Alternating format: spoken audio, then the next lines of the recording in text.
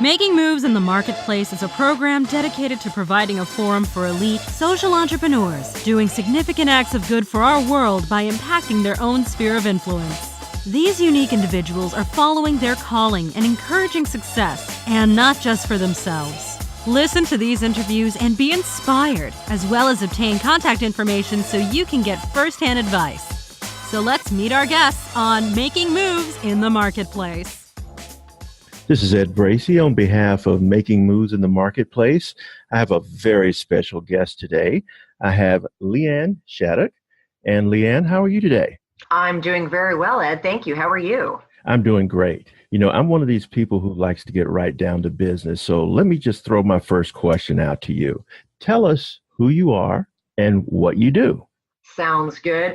I am known around the world as the car chick, and I do several different things, but my primary business is helping women and smart men buy cars without all the crap, let's just use that word, Okay. that comes with traditional car shopping. Mm-hmm. And I have been passionate about cars my whole life, and that has evolved into a passion for educating other people about cars and really the truth about what's going on in the industry. And there's just so much distrust in the automotive industry, unfortunately. And I kind of feel that my job is to set the record straight and give people straightforward, honest information, about buying cars, selling cars, maintaining their cars, so that they feel empowered to make smart decisions. And so I also do radio and television and writing and speaking to kind of get that word out there and empower consumers in the marketplace, particularly women who often feel they're not treated with the same respect that men are. Mm-hmm.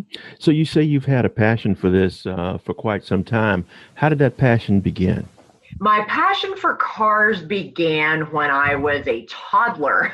Really? Really. I was always a tomboy. And our neighbors had this old classic blue VW Beetle. And I loved that car. I think as a 2-year-old, it's one of the most recognizable car shapes. Mm-hmm. And Herbie the Love Bug movies were out back then. Right. So I kind of fell in love with the Volkswagens, and fortunately, my taste in cars has improved over the years, although it's a double-edged sword. My father was always into cars and high-performance driving, and he started teaching me the concepts of high-performance driving when I was about 7 or 8 years old. He bought a first-generation Mazda RX-7 with a stick shift when he turned 40, kind of as his midlife crisis, and he started teaching me about shifting and the gears and how the car works, and he would let me shift the gears for him from the passenger side when I was little. And so I just grew up with the passion for driving and knowing about cars. I've just always been a car chick. So that just kind of ended up evolving into a business, which I never expected. Now, did you grow up in the area of Charlotte, or where did you grow up? No, actually, I was born and raised in Cleveland, Ohio. And we moved to Milwaukee, Wisconsin right before I started high school. So I learned to drive for real in Milwaukee, which is a lot of fun to do when you learn to drive in Wisconsin in the winter. You learn some really good car control skills really, really fast. You're always sliding on the snow and ice. So my dad taught me how to have that level of car control, because he's like, we're going to learn to do donuts because it's going to happen anyway. Driving down the road, you might as well learn how to control it. And that's where I started really fine-tuning my car control skills and learning the racing. And that's kind of how I got into racing cars. And I've been doing that racing for about 25 years now. Okay. So Milwaukee, any connection with motorcycles too? Not personally. My husband is into motorcycles and I do ride with him, but I feel that I have enough bad habits with motorized vehicles. I'm a lot safer if I'm enclosed in a roll cage versus being out there on 2 wheels, where I could probably kill myself. I understand. So you mentioned that you race. How did you get involved in that, and where was your first race? Well, that's kind of a matter of perspective. I got into racing not entirely on the legal side of things, growing up as a teenager. Oh, okay. I really hope my mother does not listen to this podcast, because this is on the list of things she does not know. But we used to do a lot of spirited driving, shall we say, on the back snowy roads of Wisconsin, kind of rally racing style. And, okay. Not a good idea. People don't do it. It's a miracle I'm still alive. Uh-huh.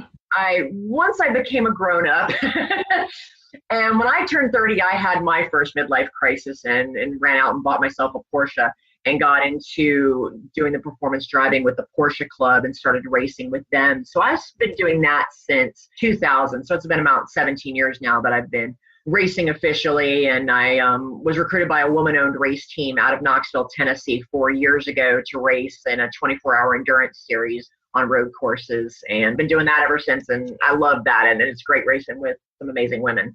Okay. Tell us, share with us some of the high points that you've experienced during the racing career. You said that you were recruited by a women's racing team. Tell us about some of the experiences that were, I would call them, new horizons that you experienced as a result of, different races that you did. Well, Ed, the first race that I did with this team was about 4 years ago in Barber Motorsports Park down in Birmingham. And this was one of those life-changing experiences. You know those aha moments. We were down in Birmingham. It is the most beautiful racetrack ever, the Barber Motorsports Park. It's just gorgeous. And we started out really, really well. Our first driver was laying down some good laps because in a 24-hour race, we have 4 drivers and we rotate through in 3-hour shifts. Sure. And about 90 minutes into this 24-hour race, our engine performed what we like to call a spontaneous high-speed disassembly.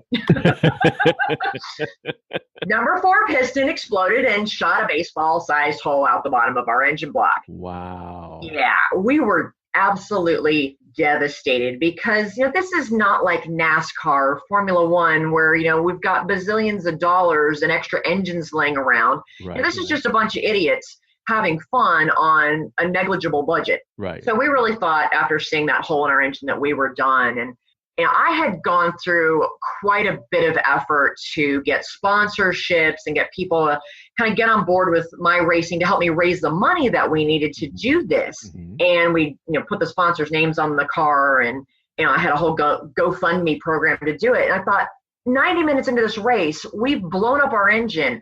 I cannot go home with my tail between my legs and say, well, we done blow it up. I couldn't disappoint people like that. So we're sitting there in the paddock having a pity party, and the entrepreneur in me kicked in. I said, heck no, people, we are not done.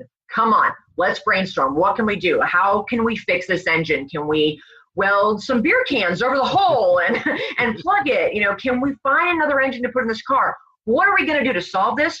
Because we're not going home. Right. So we got on our cell phones and found a junkyard in Birmingham and found a car that had an engine that was sort of similar to ours, and we thought might work. So we went over there and started ripping this engine out of this poor little junkyard car, and we didn't have any of the right tools and equipment. So one of those guys that walks around the junkyards on the weekend to help you out, to make you throw him $20 here and there, he comes over, pulls out this giant steak knife, like from Outback Steakhouse, and starts ripping through hoses and the wiring harness. He had that engine out of that junkyard car in 20 minutes. So we named him Steak Knife Steve. That's awesome. So we dragged this junkyard engine block. We were hoping that the heads of our engine were okay because we were hoping we only needed a new block. We drag it back to the racetrack, and we spend about the next 18 hours doing an emergency engine block transplant of this junkyard engine block onto our car. And, it didn't entirely fit exactly. So, we're shoving rags in some extra holes and putting zip ties around it. Right. During this whole crazy process, it starts raining. Oh my and God. I am talking monsoon raining, Wow. like Hurricane Irma kind of raining. Yeah. And with just 30 minutes left in this race, I get suited up, I get in the car, and we try to start her up, and she won't start. Oh, man. And so our crew chief says, screw it, we're going old school. He takes a can of racing fuel and pours it directly into the intake and tells me, start her up. So I'm sitting there, with my finger over the master switch, being very grateful that I'm wearing fireproof underwear. Right. Push this button, and of course, a huge fireball explodes in the engine bay. The crew chief yells, floor it, full throttle. And so I slammed the gas pedal to the floor, and all the flames got sucked down into the engine, and the dang thing started up. And Scott's yelling, go, get out onto the track. Don't worry, the rain will put the fire out. Just go. So they're pushing me out onto the track. The front end of the car is still on fire. It's raining so hard, I can't even see the front end of my race car. Oh, I had never driven this track before except watching YouTube videos over it for hours and hours. Right. So I'm racing completely blind in the rain in a car that is hemorrhaging oil. And I managed to limp that race car around the track for 4 official laps so that we could cross that checkered flag and officially finish the race. Wow. You know, we didn't finish last. That was what was really amazing. There were some other people that had a worse day than we did. Right. But kind of what came out of that was I realized that running a business is also a lot like racing cars. Failure is always an option. Mm-hmm. And in fact, the reality is you're going to fail at least 80% of the time. But it's how you face those failures. You know, do you give up and go home? Or do you think outside the box and just be persistent and not accept failure and do whatever you can to succeed? Absolutely. You know, it's that 20% that defines you, not the 80% of failures. And so that experience just changed my whole life and changed the way that I look at my business as well. So that's something that I like to share with other women business owners because we all get so frustrated being business owners. It's like banging your head into a wall every day. But that perseverance pays off. Well, I tell you, just listening to that story, one of the most awesome things I heard is that you didn't go get something new. You went to the junkyard. Well, we couldn't afford something new. And we wouldn't have been able to get it in 2 hours either. So, you know, this is, like I said, zero budget racing. So, you know, it's kind of a part of that race series is crazy heroic fixes, and because it's supposed to be done on a $500 budget. So that means failure is always an option. I'm a great friend of the junkyard, so I really appreciate hearing that story. That was fantastic. So that lends to my next question. Share with us why you do what you do. What drives you? What drives me is empowering women. You know, we started this company because, you know, traditionally women tend to be less comfortable with the car buying process than men do. They, you know, frequently feel like they're not treated with respect. You know, every few weeks I hear another story about a woman who went and tried to buy a car and was treated with the whole, honey, can I show you the vanity mirror? Does your husband need to come down here and do this? Right. And, you know, it doesn't matter if it's in the South or if it's in the North or even in California. It's just unfortunately something that is still too prevalent in the industry. And, you know, women also, we're so busy because we're multitaskers and, you know, we're pursuing careers and we're also taking care of our families. So to have the time that it takes to really educate yourself about cars and the car buying process so that you can make the best financial decisions for you and your family, that takes a lot of time, and it's just not everyone's area of expertise. You know, we say if you've never worked in the car business, you don't know the car business. So, you know, we wanted to come up with a model that empowered women, took all the hassle out of it for them so that they could focus their valuable time in other areas, you know, and still get them a really great financial deal, but also creating a win-win for the dealers because we're not against them in any way. The car business is a tough business. And if we can gift wrap a customer for them that they don't have to spend a lot of time and energy to attract and retain, and they can sell a car they might not otherwise have sold, no, they're not going to make a whole lot of profit on it. But moving those numbers is important to them. So it was important to me to create a business model that was a win-win all around. And, you know, that passion for changing the automotive industry one customer at a time is what drives me. I understand. So share with us the scope of your business. Are you primarily located in this area? Do you do business nationwide? Share with us how you do that. I have customers everywhere from New York to California. You know, the bulk of my business is in the Carolinas simply because that's where I am and that's where I do my marketing. But I do, you know, a lot of national things with my Car Chick TV and the radio show and the podcast, and you know, most of my business is by referrals. So I end up with client bases and, you know, random places in the country where I've had clients and they refer to everybody they know. But it is something that I can do anywhere across the United States. Okay. Now, you mentioned your TV and radio. Share with us those mediums that you operate in also. What do you do there? Well, you know, when I started this company, I had no idea the path and the journey that I would go on through this. And the radio started first, and it came about with, again, having very little marketing budget. So I had to do, grassroots brute force marketing and send out press releases. And because, my company is unique with women helping women buy cars, it attracted the attention of the media. And I was very, very blessed and had the opportunity to do some, news shows and news segments and radio with NPR and some other radio station interviews. And I found that I was good at it. I could talk effectively about my business and whatever sound bites they needed to fit the time allotted. And, the NPR radio guy was the one who said, you're better at this than I am. You should really do this. And then I had a producer from an automotive radio show that was based here in Charlotte call me and want me to be a guest. And little did I know he was secretly looking for a female co-host to balance the two guys that he had on there. And we hit it off really well. And I came on board and really helped them rebrand the show and take it into national syndication. And that was called America's Garage. We said we like to give everybody a lot of really good information amongst all the nonsense. Mm-hmm. And that ran for 8 years, and we were syndicated across the United States, Canada, and for some random reason, New Zealand. Okay. And that was really fun. And through that, that producer connected me with a television producer, and I started hosting his television show, Cruise Control Extreme, for a couple of years. Mm-hmm. And I enjoyed doing television. I did some talk shows, and I just absolutely loved it. So I launched my own station, Car Chick TV, on YouTube, mm-hmm. and have done a lot of educational videos. And I do a weekly series called Shut Up and Drive mm-hmm. about safe driving tips and car maintenance. And we're going to be launching a couple other series about how not to buy a car and my car needs a new what about car maintenance.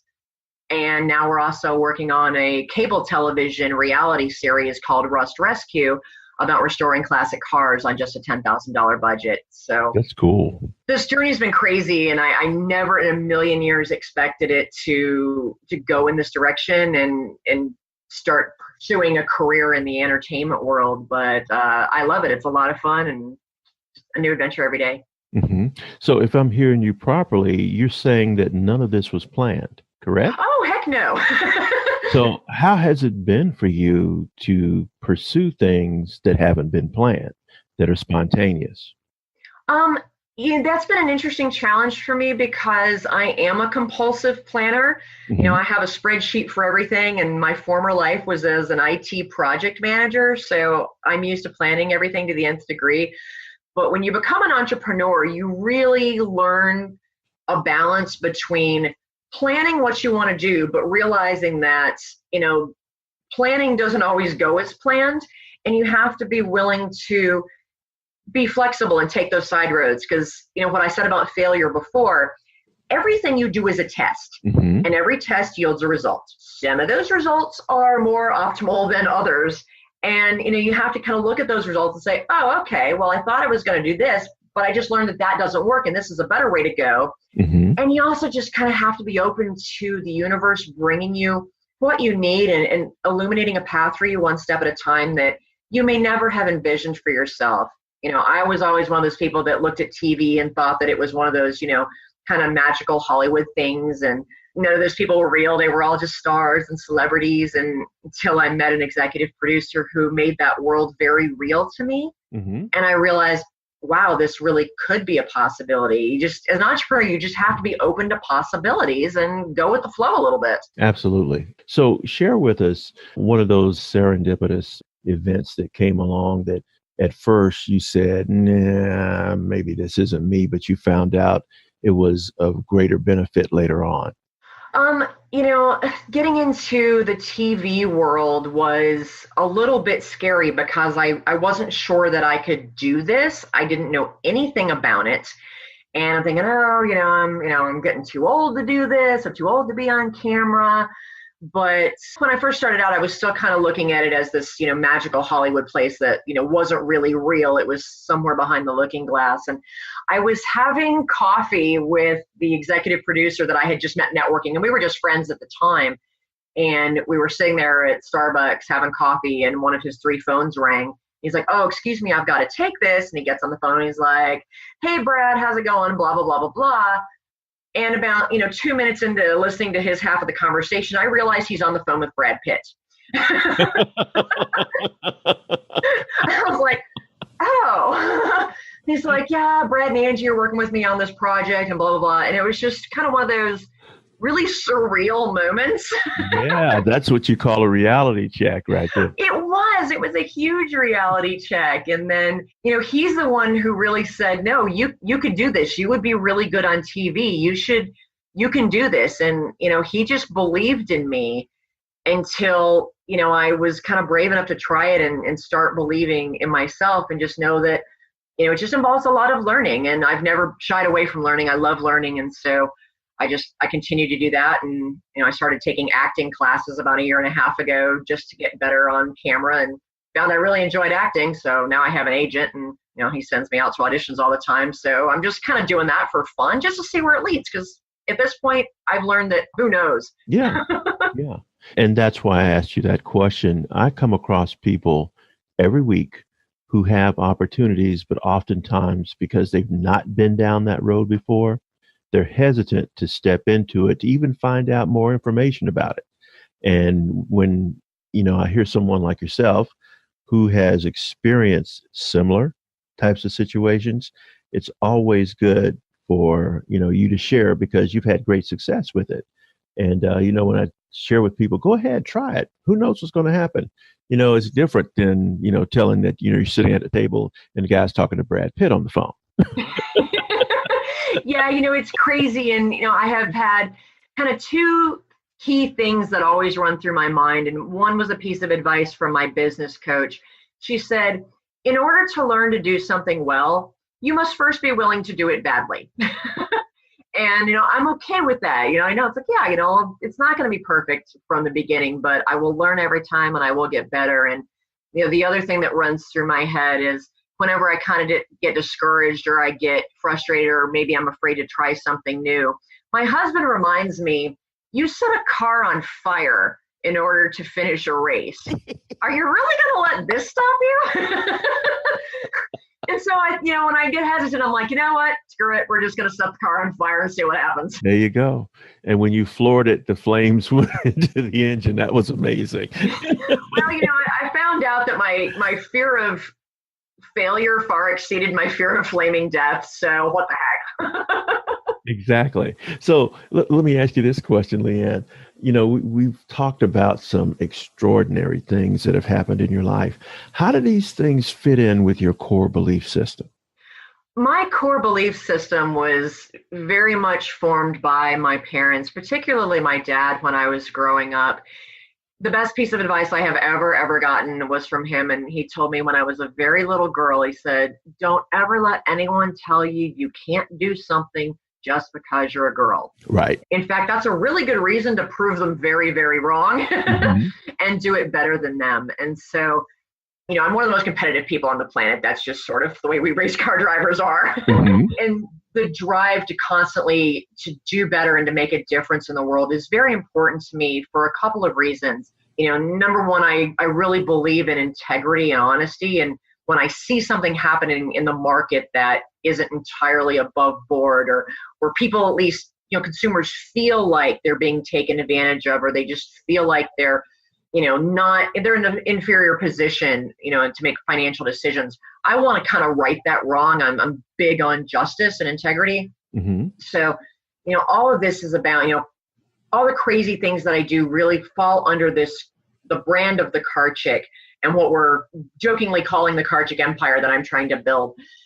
That brand is about empowerment and straightforward, in-your-face information. Sometimes I'm going to be the one who tells you what you don't want to hear. A client comes to me and says, oh, I really want this type of car. And I said, no, you don't. If it's not the right decision for them. I'll call out BS wherever I see it. And, I think that just through having the right information, people can empower themselves. And that's one of my core beliefs as well, is about empowerment. I love reaching out and giving people a helping hand and then empowering them to help themselves, because I believe in a personal accountability and taking action yourself to move yourself forward. And I believe that people can do anything they set their mind to if they just get out of their own way. Right. That's super. Well, to wrap up, can you share with us a little bit more about your future vision for your brand and for yourself? Absolutely. I said we're kind of building what we're jokingly calling the Car Chick Empire, but it's only partially a joke because I've got another potential partner out in California who's helping us with the TV show, but also is kind of one of those finance guys. You don't really understand what they do, but they put deals together. Really amazing person. And he strongly believes in the Car Chick brand and what that can do. And he sees the opportunity in the marketplace to empower women. And so we are planning to build this empire to make me kind of like the Martha Stewart of the automotive industry. There you go. Just without the jail time, hopefully. Mm-hmm. That way, my goal is to be the number one trusted resources for women in this country for anything related to cars. Gotcha. Super. That's where we're going. Well, I can tell you from this conversation, there's going to be a number of people who would like to get in contact with you. How would they be able to do that? Absolutely. The best way is just to go to my website, thecarchick.com, and they can contact me through there. Our phone number is on the website. They can subscribe to the podcast and the newsletter, and always feel free to ask any car-related questions that they have. If it's something I can't answer off the top of my head, I will find a resource to put them in the right direction. Okay. Do you have any other social media contacts where you can be reached? Yeah, I'm on Facebook as the Car Chick, or on Twitter as @Chief Car Chick, and all of those links as well are available on the website where you can connect with us in many ways. Gotcha. Super. Well, before we wrap up here, is there anything else you'd like to add? Just, if there are a lot of women entrepreneurs who are listening, just believe in yourself and don't be afraid to try something new. Even if you don't do it really well to start with, the only way to get good at something is to do it badly first, and always just learn from every test. I won't even call them mistakes. They're all just tests. So just keep pushing forward. You can do it. Super. Well, LeeAnn Shattuck, I want to thank you for the time that we spent today. This has been enlightening, entertaining, educational, and also a whole lot of fun. Thank you.